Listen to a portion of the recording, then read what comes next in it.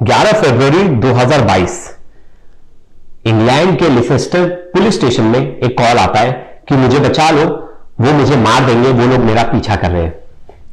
Police उस call को trace करती है, उसके बारे में जानने की कोशिश करती है और ज्यादा बात करने की कोशिश करती है, तब तक वो कॉल कट जाता है। अब होता क्या है, कॉल कट करने के बाद पुलिस उसकी लोकेशन ट्रेस करती, पता चलता है कि गाड़ी में दो लोग सवार थे जिनका एक्सीडेंट हो गया है। वो कॉल उसी कार में बैठे एक शख्स ने की थी, मतलब वो दोनों जो बैठे उसमें से किसी एक ने की थी। अब दोनों की मृत्यु हो जाती, गाड़ी जल जाती, दोनों मर जाते हैं। फिर नाम जुड़ता है इस केस में एक फेमस पाकिस्तानी टिकटॉकर का, जिसका नाम है महक बुखारी। ये पाकिस्तानी टिकटॉकर थी जो यूके में रहती थी, लंदन में रहती थी, तो इसका नाम जुड़ता है। अब इस केस में टिकटॉकर में ये जो महक बुखारी है, इसे उम्र कैद की सजा हो गई है।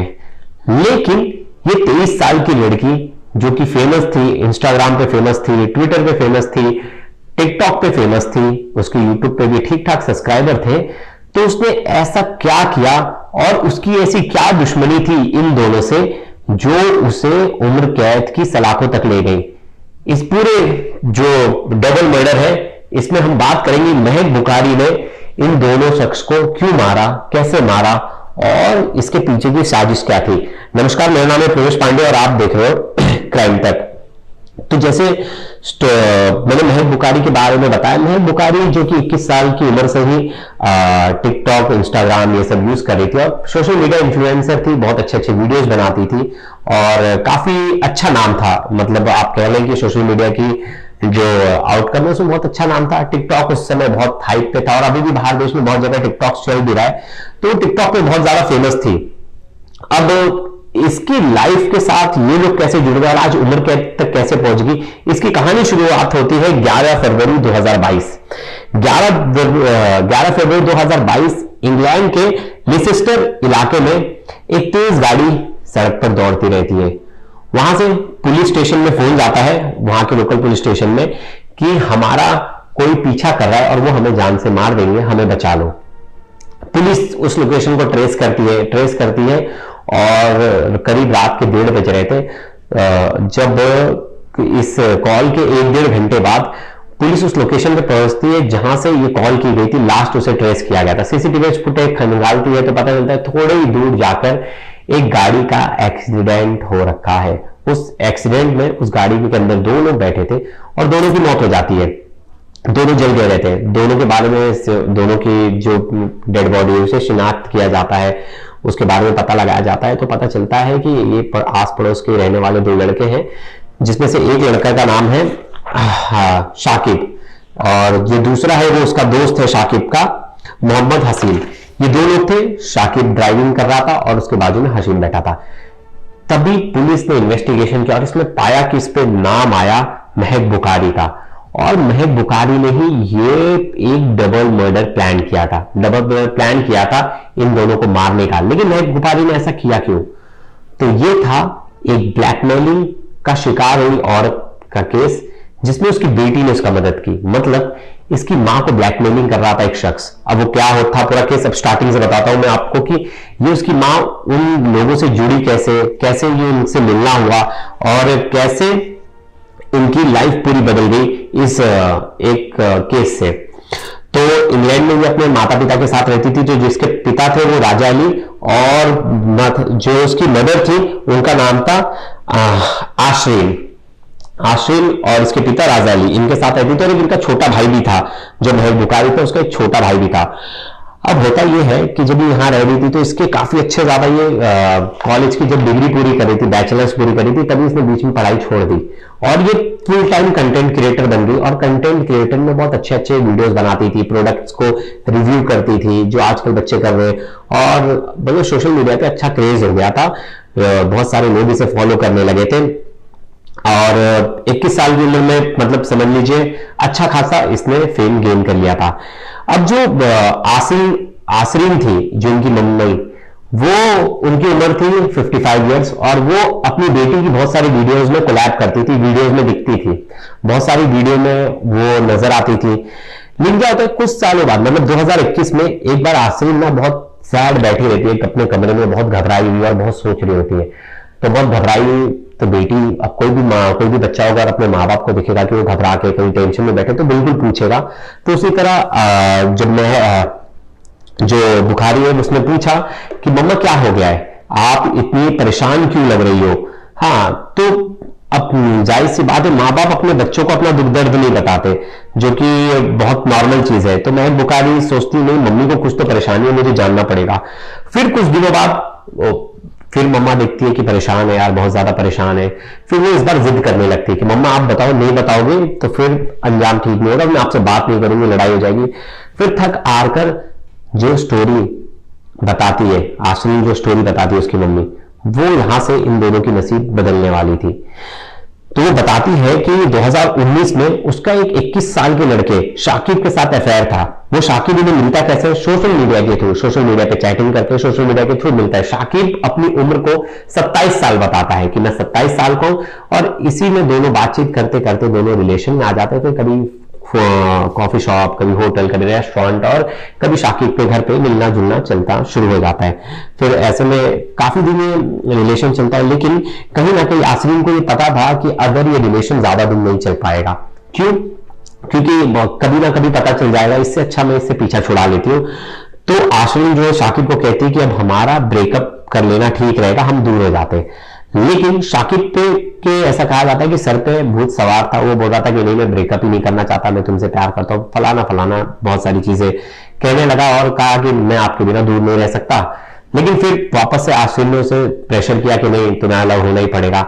जब शाकिब को लगा कि अब आश्विन मेरी बात नहीं मान रही, फिर वो उसको उसकी न्यूड तस्वीरें भेजने लगा और प्राइवेट फोटोज भेजने लगा कि ये फोटोज तुमने मुझे भेजी थी और ये तुम्हारे और मेरे कुछ प्राइवेट मूवमेंट्स के फोटोज हैं, ये मैं तुम्हारे पति को भेज दूंगा। वो उसे ब्लैकमेलिंग करना स्टार्ट कर दिया। इसी की वजह से आश्विन जो है वो प्रेशर में, हमेशा परेशान और प्रेशर में रहती थी। अब होता क्या है कि जब महक बुखारी को सब चीजें पता चल जाती है तो मम्मा को बोलती है, मम्मा हम क्या करते हैं, उसको बुलाते हैं कोई लालच देके, और हम उसके मोबाइल से पूरी फोटोज वीडियोस डिलीट करवा देंगे, उसका मोबाइल तोड़ देंगे। हाँ, इसके बाद आपकी टेंशन खत्म हो जाएगी और हम उसको अच्छा सबक सिखा देंगे। प्लान तो भला ये होता है कि उसके मोबाइल से सब चीजें डिलीट करवानी है, अब कैसे करवानी है। तो महक बुखारी बोलती है कि अब मैं तो इससे अकेले पंगा ले नहीं सकती, तो वो अपने 3-4 दोस्तों को अपने साथ इस प्लान में इन्वॉल्व करती है। और उसमें उसका दोस्त होता है जो कि गैराज में मैकेनिक होता है। तो ये एक दिन प्लान बनाते हैं, बोलते हैं कि हम जो है शाकिब को अपने घर बुलाते हैं प्लान से। तो अपनी मम्मा को बोलती है कि मम्मा तुम मुझसे बोलो कि मैं तुम्हें 3000 पाउंड देना चाहती हूँ, तुमने जो 2 साल मेरे पे पैसे खर्चे किए वो पैसे मैं तुम्हें वापस लौटाना चाहती हूँ, तो तुम मेरे घर पे आओ, हम मिलते हैं। ये प्लान करके बुलाते हैं। फिर प्लान चेंज होता है, फिर कहते हैं कि नहीं गार्डन में मिलते हैं, एक पास में एक सुनसान गार्डन होता है, वहां मिलने के लिए प्लान हो जाता है। शाकिब को फोन करती है आसरीन, और महक बुखारी अपने दोस्तों के साथ प्लान बनाना शुरू करती है। तो आसरीन जो है वो फोन करती बोलती कि मैं तुम्हें 3000 लौटाना चाहती हूँ, जल्दी से इस गार्डन वाली जो जगह है वहां आ जाओ। शाकिब के अंदर लालच आ जाता है, तो वो बिना सोचे समझे अपने दोस्त मोहम्मद हसीन को लेकर साथ में निकल पड़ता है। लेकिन मोहम्मद हसीन को इस बारे में कुछ भी नहीं पता होता है कि होने क्या वाला है, क्या केस चल रहा है, किस चीज के लिए ये जा रहा है। उसे बस पता चलता है कि इसका एक औरत से अफेयर है, वो उससे मिलने जा रहा है। ये लोग एक जगह पहुंचते हैं, वहां इसकी बेटी पहले से थी और उसके दोस्त भी पहले से थे। जब इसकी जो मम्मा है वो बात करती, बोलती मोबाइल दे, तेरा मोबाइल देने से वो इनकार करता है, तो ये उससे छीनने लगते हैं मोबाइल। कौन? जो महक बुखारी है वो उससे छीनने लगती है मोबाइल। तो ये उसे धक्का दे देता है, तब तक इसके दोस्त आ जाते हैं। तो ये उस समय तक समझ जाता है कि इन सबसे मैं अकेले तो भूल नहीं पाऊंगा, ये तो टोटल 6 लोग हैं, तो मुझे भागना ही सही रहेगा। तो वो घाई गड़बड़ी में अपनी गाड़ी लेकर भागना शुरू करता है। इसी दौरान उसका पीछा ये लोग भी करना शुरू कर देते हैं। अभी जब गाड़ी में भागता रहता है तो पुलिस को फोन करता है कि मेरी जान को खतरा है, फलाना फलाना, और मेरे ये जान ले लेंगे, ऐसी तमाम बातें कहता है। और थोड़ी देर बाद उसका एक्सीडेंट हो जाता है और उसकी मौत हो जाती है। पुलिस को पहले लगा कि ये केस एक्सीडेंट का है, लेकिन पुलिस को उस कॉल से बड़ा शक था कि ये सिर्फ एक्सीडेंट नहीं हो सकता है, क्योंकि उसने जिस तरह कहा कि मेरे पीछे लोग पड़े हैं, तो पुलिस इन्वेस्टिगेट करना शुरू कर देती है। सेकेंड डे डेड बॉडी मिलती है, फिर पुलिस सीसीटीवी फुटेज खंगालती है, तो उसमें 2 कार दिखती है, एक ऑडी और एक स्कॉडा, जो शाकिब थी उसकी गाड़ी को चेस कर रहा था। अब पुलिस उस गाड़ी का पता लगाती है, तो उसमें एक गाड़ी तान्या के नाम पे था, जो कि महक बुखारी उसकी फ्रेंड थी। अब ये लोग रात को निकले तो जब कड़ी पूछताछ करते तो मैं धीरे धीरे, पहले तो पुलिस को बहुत ज्यादा यहाँ वहां की बातें बताती है कि नहीं सर ऐसा नहीं था, हम तो प्रॉपर ड्राइव पे निकले थे, बहुत सारी चीजें यहाँ वहां की बोलने लगती है। लेकिन पुलिस को शक था, पूरा शक था, तो उसके एक एक दोस्त को करके पूछताछ करना शुरू कर देती है। फिर कड़ी से पूछताछ करती है तो एक दोस्त जो होता है वो पुलिस के सामने पूरा सच बता देता है और वो पुलिस के सामने पूरा राज खोलता है, जिसका नाम होता है मोहम्मद पटेल। देखिए इसमें टोटल इसके 4-5 दोस्त थे। एक था रईस जमाल, एक थी इसकी दोस्त नताशा अख्तर, एक था रेकान करवाना, एक था सनफ मुस्ताफ और मोहम्मद पटेल जैसे मैंने पहले बता दिया, और एक था अमीर जमाल।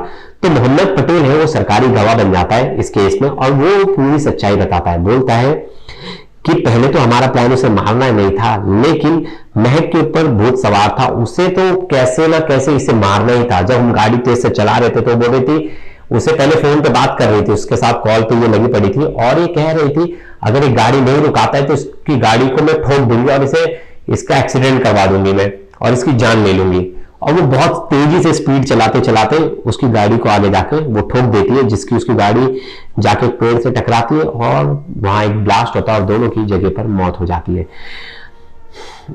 महक बुखारी को जब पुलिस कड़ी पूछताछ करती तो वो पूरी सच्चाई बताती। फिर वो कहती है कि मैंने मेरी मम्मी को देखा, वो परेशान थी और वो परेशान थी तो फिर मैंने ये प्लान किया कि मैं उसको पहले तो उसके मोबाइल से फोटो वीडियोस डिलीट करवा दूं, लेकिन हमारे प्लान में नहीं था ये उसको मारने का, लेकिन हमसे ये चीजें हो गई आगे जाके।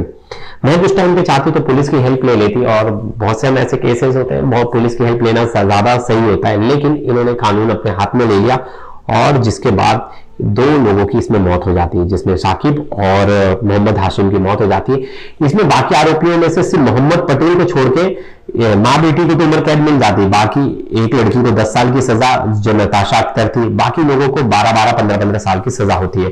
जो मोहम्मद हाशिम था उसका तो कोई लेना ही देना नहीं था, अपने दोस्त के साथ गया था, उसकी मर्डर हो जाती है। लेकिन देखिए सोचिए कितनी सोचने वाली बात है, आप इतने फेमस होते जा रहे थे, सोशल मीडिया का क्रेज इतना चल रहा था, सब कुछ चल रहा था, लाइफ अच्छी चल रही थी, एक अवैध संबंध हो और वो अपनी माँ के लिए करना चाहती थी। बहुत लोग इसे प्रेज भी कर रहे थे कि वो अपनी माँ के लिए इतना बड़ा कदम उठाया, उसने इतना बड़ा सेक्रीफाइस किया, तो बहुत लोग इस वे में भी ले रहे थे। लेकिन क्राइम तो क्राइम होता है, आप उसके लिए पुलिस में जा सकती थी, अगर हेल्प लेती तो पुलिस बकायदा हेल्प कर देती और उस लड़के के मोबाइल से डिलीट कर देती।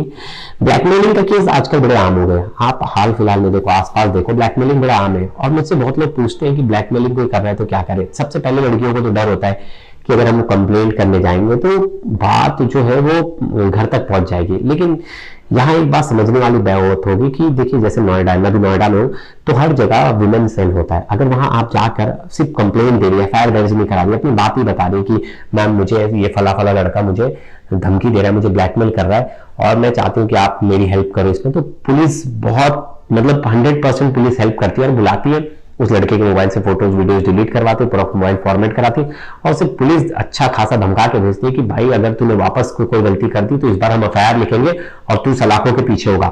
तो 90% केसेस में लड़के डर जाते हैं और मतलब मामला सॉल्व हो जाता है।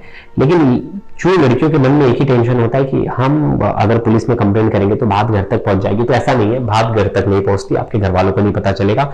बहुत शादीशुदा औरतें हैं जो रिलेशन में आ जाती है, फिर उन्हें तो पता नहीं होता है कि रिलेशन का अंजाम क्या होगा। अगर रिलेशन में आ जाती फिर उन्हें डर होता है कि ब्लैकमेलिंग के बाद घर पे पति को पता चलेगा, फिर वो किसी और के साथ मिलकर मर्डर का प्लान कर लेती है, सुपारी दे देती है। तो ऐसे आए दिन हम केसेस देखते हैं, लेकिन उसका सही उपाय एक ही है कि आप पुलिस के पास जाइए, पुलिस को सारी बात बताइए, तो पुलिस आपकी जो हेल्प कर पाएगी वो कोई नहीं कर पाएगा। और अच्छी हेल्प मिलती भी है। मैंने बहुत सारे लोगों की इस तरह से, मुझे बहुत सारे मेल्स आते थे कहाँ और मैसेज आते थे फेसबुक पे कि भैया मैं क्या करूं, तो मैं यही एडवाइस करता था। बहुत सारे लोगों को पुलिस से हेल्प मिली थी। तो ये कहानी थी, बहरहाल ये कहानी थी पाकिस्तानी टिकटॉक इन्फ्लुएंसर महक बुरारी की, जो कि डबल मर्डर केस में उम्र कैद रहने वाली है, जो कि एक अच्छी लाइफस्टाइल, अच्छा करियर उसका आगे बढ़ रहा था, सोशल मीडिया पे फेमस हो रही थी, अब उसकी पूरी उम्र जेल की सलाखों के पीछे बीतेगी। और ये कहानी यही थी। और आपके फीडबैक्स का मुझे इंतजार रहता है, आप मेरे वीडियो पे जो कमेंट करते हैं मैं पूरे वीडियोस देखता हूँ, कमेंट्स भी पढ़ता हूँ, उस पर क्या क्या आप लिख रहे हो, और आपके कमेंट्स का मुझे बहुत इंतजार रहता है कि आप भी लिखिए, मेरे बाद मुझे बताइए किस स्टोरी पे मुझे और करना चाहिए, स्टोरीज बतानी चाहिए, कौन सी मर्डर मिस्ट्री आपके सामने लानी चाहिए। तब तक के लिए फिलहाल धन्यवाद दोस्तों।